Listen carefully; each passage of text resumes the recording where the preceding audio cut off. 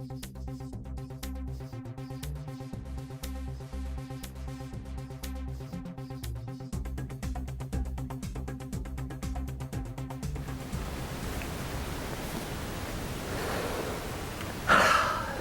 good, smells good. Welcome back to the Voodoo Garden, everybody. My name is Ray. I am the host of the Voodoo Garden. Doesn't it look like a tropical getaway over here? I got my banana tree, got a mango tree, got a weird clay hand coming out of the soil. Everybody needs a clay hand coming out of their soil. I got some really stinky stuff cooking, and I need to get this taken care of before I can get to these plants. I have an experiment going, and you know me, I just love experimenting. I've been thinking about this, about the Voodoo Garden, and what direction I want to take it. And through the years, I've been demonstrating and experimenting with different kinds of fertilizers. I've tried the urea, potash, bone meal mix that I did many, many years ago. That worked. It wasn't perfect, but it worked.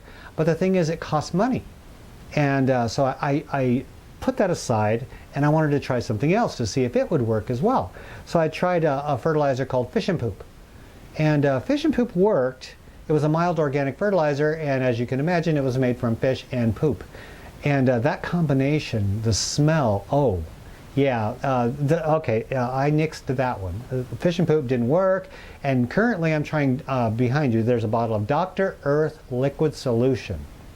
Well, Dr. Earth Liquid Solution is not my solution. I tried it, it works, it's wonderful, the plants love it, but I don't love it because it stinks as well. And it turns out that a lot of the organic fertilizers that I've been using, they just throw fish in a blender. And as much fun as a fish in a blender is, I don't think I want to use that for my fertilizer because of the smell. So I'm always looking for something different, and I thought, you know what? The solution is right under my nose, literally right under my nose. I thought about it. You know what? I have the perfect fertilizer, and it's outside. It's my compost. Now, the problem with that, the Achilles heel of my compost, I mean, it's the perfect fertilizer. You've seen it in my gardens outside. Well, the Achilles heel, the weak point of my fertilizer, if it has a weak point, is that you cannot bring it inside. Because if you bring it inside, my compost is made outside. It's made from manure, leaves, grass, weeds, all kinds of good stuff, and it's a wonderful thing. But outside, nature, Mother Nature has her balance, and she keeps a very fine balance. She has bad insects, good insects. Now, a lot of these things will get into your compost, and that's just nature. That's how nature works. You have microbes, you have fungi, you have insects, good and bad, all kinds of creepy crawlies in your compost. That's what nature puts into the soil. And that's all fine and good for outside, but inside, we may not want those in here. For instance, fungus gnats. They're a natural inhabitant outside, and they never cause a problem outdoors. Yet indoors, they're the gardener's biggest problem. That's because we don't have their natural predator, the mites and other kinds of little micro spiders that would eat the fungus gnats. We don't have those inside. So I didn't want to bring the compost inside because of the problems I would have with it. Now I thought about it, and I thought about it some more. And I thought, how can I make this compost acceptable for inside? The one way is to sterilize it. Well, I tried that one time before, and I 86'd that idea because I found out that you can't bake. I baked it. I baked compost in my oven, and oh, no, you don't want to do that. You definitely, take it from me, you need to trust me on this. Don't bake compost in your house, because compost puts out this weird smell that is not a composty smell. I don't know how to describe it other than like a burnt tire. And it puts out this smell when you bake it, and it steams because of the moisture, and it puts this baked tire into every fabric of your home, and it's horrible. Yeah, you're going to run your kids off, your wife off, everybody that you know. You don't want to do that. So I thought, how can I do this? Well, I had this old, well, first of all, I had this old crock pot. It's made out of iron. They call it a Dutch oven. I didn't need it anymore because the enamel was chipping off and I was going to throw it away. Well, I saved it, the pack rat that I am. And so what I did was I put compost in here, put the lid on, and I had this old electric plate. You know, you've seen these. A lot of kids in college would have these, or people that don't have a stove. Well, I had this when I moved here, because when we moved into this house, it was a dilapidated, old, rundown, falling apart house that didn't have the electrical hooked up right, didn't have the plumbing hooked up at all. And the stove upstairs had mice living in it and mouse poop all over inside the stove. So I thought, no, I don't want to be using this stove, so I ordered a stove. Well, in the meantime, it took a while to get the propane in for the stove, and it took a while to get the stove, so we had to get this electric burner. And I had to cook everything we ate on this electric plate. We didn't have a hot water heater. We didn't have a water heater. I hate saying hot water heater because that's an improper term. We didn't have a water heater, so I had to heat up the water that we took our baths with on this. So this has some sentimental value. Well, I dug this out from my basement, took it outside into that little red shed, and I have an extension cord running out there, a real nice thick extension cord, and I turned it on high, and I loaded up my old Dutch oven with compost, and I added water to it, and I boiled this. It was a boiling, steaming, it looked like the Brea tar pits in California. It was bubbling, it was thick, it was just awful, and it stunk, and this big old toxic cloud was coming out, wafting out into the air, but I didn't care because it wasn't inside. That made me happy. Well, I cooked this off. I boiled it for hours and hours and hours, and nothing is going to survive in this pot of boiling sludge for hours and hours and hours. There's no insect that can do that, or their eggs. See, that's the concern. You can kill the insects, but it's hard to kill the eggs. Well, I managed to do that. Well, drying it out was the second part of the problem. I thought, well, I got the compost and it's all sterilized. What am I going to do to dry it out? Because you don't want to put sludges, blobs of sludge into your plants. And I don't have enough compost to actually grow my plants. So what am I going to do? Well, like I tell you all the time when I'm gardening outside on the Praxis channel, if you don't have enough compost for your garden, take what little compost you have and make compost tea. That's the good medium here. We don't have enough compost to do everything in here. So what can I do? Make compost tea. Well, this would make great compost tea, but you can't store wet compost. Wet compost will start going anaerobic really fast and stink and muck up the joint, and it'll just be disgusting. And that's not what you want inside. So the trick to keeping it from going anaerobic is to remove the moisture. How is Ray going to remove the moisture? It's mad science going on in here. So what I did was, you go that way. You go that way. And my second guest, I have an answer for everything. It may not be the answer that everybody wants, but it's the answer that I have. This is a dehydrator, commonly known as a food dehydrator. And as you can see, I don't have food in here, I have compost. Well, I have two dehydrators. This was the first one I got. It's an old Nesco dehydrator, and all it has is an on and off switch. It does not have a temperature gauge, which is what I needed in a dehydrator, because a dehydrator will dry your food and you can preserve your food. It's a wonderful thing, but I also use it to dry seeds, because sometimes I don't want the seeds to sit in front of a window because I don't have sunny days and moist seeds can rot, and so I want to dry them out. So I got me a new dehydrator many years ago, and it's a Nesco as well, but it's a step up from this, and it has a temperature gauge. So I dried the seeds at 100 degrees, and then I turned it up to dry fruits and meats and all kinds of stuff, vegetables and stuff in here in the other one. So that one works perfect. That one is reserved for food. This one I was going to toss away or give away because I had no use for it. Well, I have a use for it. See, I have this black hole of junk in my basement, and I always find a use for it. So I always save everything. And this is what I used it for. I decided that I'm going to dehydrate my compost. Yes, I did. I actually put compost in my dehydrator, and it's wonderful. So what I do now is I boil this for about 4 hours, and that gets it nice and hot all the way through. I don't have to stir it or anything because I put the compost in there. I add water in there until it's just topping the compost. Boil it like mad until a lot of the water evaporates, and then it's just moist sludge. Then I take that moist sludge and I crumble it on top of here, and then I put it in the dehydrator overnight out in the shed, and then in the morning I have compost. Yeah, I use a lot of electricity doing this, but then again, nothing is perfect. I mean, if it was a sunny day outside, maybe I could make something with a glass cover and I could keep the bugs out of it, but you know what? I don't have that luxury right now because it's December. So, and I needed fertilizer for the Voodoo Garden because otherwise these plants are going to get a little hungry. So I decided I'm doing this. So this is what I did. I have dehydrated compost here, but I'm not done yet. It's still wet. But all the moisture, all the standing water is totally gone. This is what it looks like. I make compost outside. I make sure it's totally broken down, and then I put it in here, and I boil it off. Now it's nice and moist, but I can still crumble it. I'm going to have dirty hands when I'm done, but then again, if you don't have dirty hands, you're not gardening correctly. Okay, that's the first step. I boil that. I wanted to give you a close-up shot because, you know, you were way across the room and you want to have a close-up shot so you can see what's going on over here. Well, here you are nice and close. And here is the dehydrated product.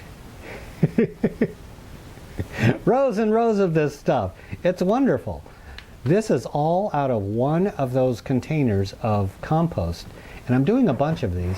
And then what I do is I take it out of here and I toss it into a 5-gallon bucket. This bucket where the little plants are, that's where I'm storing it.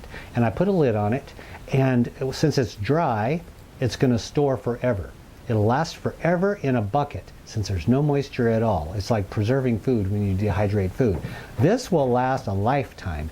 And what I'm going to be doing is I'm going to be making compost tea.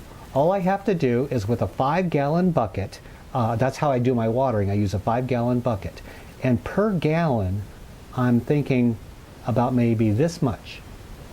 A little handful of compost in a gallon of water, toss it in there, rehydrate it, shake it around, let it set for 24 hours, and I'm going to have world-class compost tea, the good stuff that I use on my garden and that I recommend everybody else use. And this is high-quality compost. This is the stuff that I don't skimp on when I make it outside. So this is wonderful stuff that's going to feed my plants. And then once it's done, once I'm done making compost tea out of it, the used-up compost can go into right here.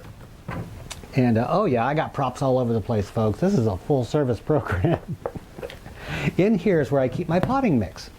See, it's nothing more than just potting mix mixed in with a little bit of worm castings and some vermiculite, and that's good enough. But you know what? That's not going to feed my plants for very long because store-bought potting mix only has artificial fertilizers in it, and it doesn't last for very long. It lasts for a few months, and then your plants start slowly withering away. It's really kind of worthless. It's mainly just something to take up space in the pot. Now with my compost, that's going to add the boost. That's going to the heat may kill off a lot of the insects and stuff, but the microbes that are in there, no. Those can stand very hot temperatures. Because remember, when we made this compost, the pile gets up to like 140, 150 degrees or more. So the bacteria that's in here are going to be just fine. And there's also bacteria in this potting soil because it's a mixture of plants that I've grown in here, and I throw the soil back in there. So it's going to inoculate this as well with bacteria, and bacteria are going to love, bacteria and fungi and stuff are going to love this compost. This is like a superfood for them. So I'm going to make compost tea out of this, and then when I'm done, take the leftovers that are done, and when I got most of the nutrients out, mix it with the potting soil, and it's going to make a good base for the plants to grow in. I got it all planned out. It's a dirty job, but I love it. That's one of the things I really miss in the winter is that I'm not in my element. Outside, I'm really in my element. I'm up to my elbows in compost and dirt and all kinds of weird stuff. Now I have my compost inside, so now my gardening is complete. I'm not buying fertilizer from somebody I don't know, made from ingredients that I have no idea where they came from. You know, I don't know where these fish came from. And when you get fertilizers from companies, you don't know where that came from as well. I know where this came from. This came from my hard work out here on the farm, from ingredients out here on the farm. And I'm perfectly comfortable with that. I'm very comfortable with that. And you know what? I was thinking about it as well when I was doing all of this stuff. I thought, you know what? I'm going to try this out and see how it works for me. And if I have really good results for it, I may just start thinking about producing this stuff and offering it to the public, because I thought, you know what? I think people would enjoy that better than some kind of weird store-bought nonsense that you don't know what it is. I actually show you step by step how I use this, and maybe people will be interested in getting it for themselves. You never know. Ray goes into the compost business. I don't know. That would be next year. That's far off in the future, and I don't think really that far ahead. But I thought, you know what? All I need is an old stove that I can get off Craigslist, hook it onto a propane tank, and I can run it outside in the red shed, and I can bake off lots of compost. And I got lots of chickens, turkeys, and goats, and grass, and leaves, and everything. I can make a ton of compost, grind it up really small, cook it off, dry it up, package it up, vacuum seal that stuff, and sell it all over the world. Raise compost. I think I'd do pretty good. Anyway, enough of the compost thing. I wanted to get back to this because I've been dying to deal with this all basically for the last 2 weeks since I filmed this, because some strange things happened. Remember last episode we had this weird experiment about whether, actually it's not so weird, the experiment about whether rooting hormone is worth it or not. And I have some surprising results. It surprised me, actually. Come on over here and I want to show you these up close, and we're going to take them apart and see what the results are, okay? And there we have it. This is the spider plant that I used the rooting hormone on. This is the one that I didn't use the rooting hormone on. Now they were practically identical when I put them together. Do you see a difference? It kind of looks like the rooting hormone is a little bit smaller than the other one. Now, growth patterns can vary. It just depends on the plant and what kind of mood it was under. They were under exact same conditions, same soil, same amount of water, because I didn't even water them. Since the last time I have not had to water this, it's still ever so slightly damp. So that's the wonderful thing. I can't blame it on overwatering, underwatering. Not a single drop of water or anything. I haven't even touched these things since the last time. So now what I'm going to do is I'm going to empty them out, and that's the whole thing is what the roots look like, because that's where the magic happens. Okay, here is the rooting hormone one. Now you can see it's in the cup marked R, and here is the one without rooting hormone.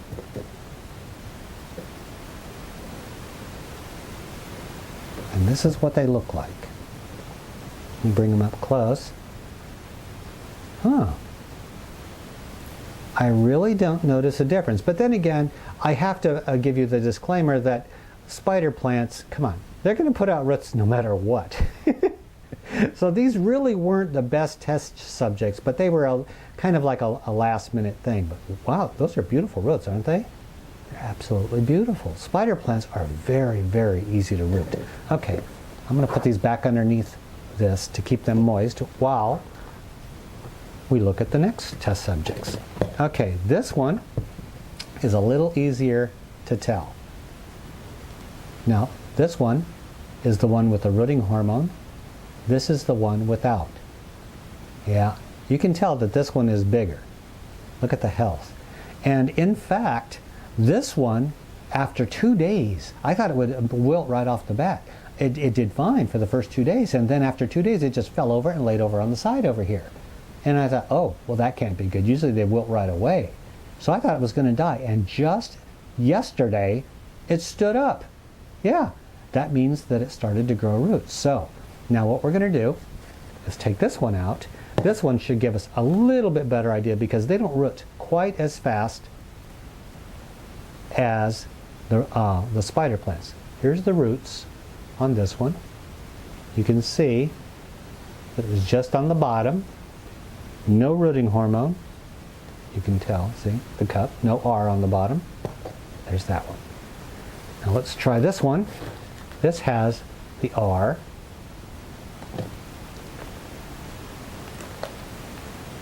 Oh, okay.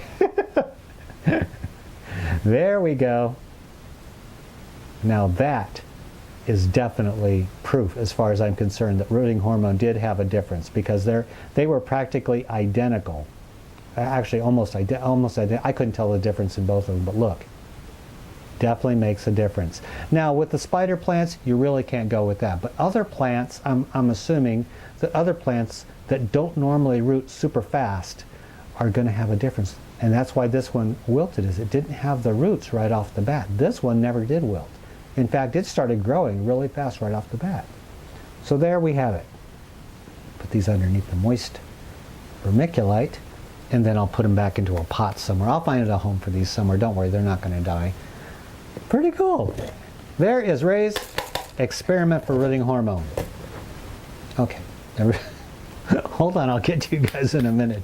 They're all freaked out. I thought we were friends. Anyway, there you have it, folks. My experiment concerning rooting hormone didn't have an effect, really. Well, it didn't have a noticeable effect for me on the spider plants, but then again, I guess I shouldn't have used those. But as for the purple passion plants, absolutely. So rooting hormone is definitely going to have a place in the Voodoo Garden. Anytime I need to take cuttings and I want to make absolutely certain that those cuttings take root, I'm going to be using the rooting hormone. And it's so cheap, you can find it anywhere. So that's a wonderful thing. And I wanted to show you the compost. I was going to do some questions and answers, but I had things to do today, so I'm going to postpone that. Next episode, I will get to all those questions you've been posting in last week's episode. I'm going to get those, I'm going to put them together, and if you have any questions concerning what I've done here, what I'm going to be doing there, post it in the comment section below, and I will try to include those in next week's episode. And I think that falls somewhere around Christmas. I really don't know. But anyway, I got to get these things popped into a cup or a pot or I don't know, somewhere.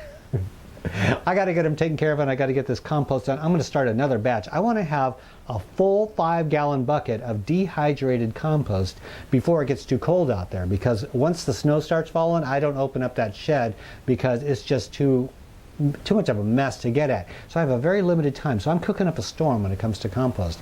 Anyway, thanks for joining me in the Voodoo Garden episode. I really do appreciate it. I hope you enjoyed your time here. Until next episode, this is Ray and his tiny little rooting babies in his compost. We are out of here.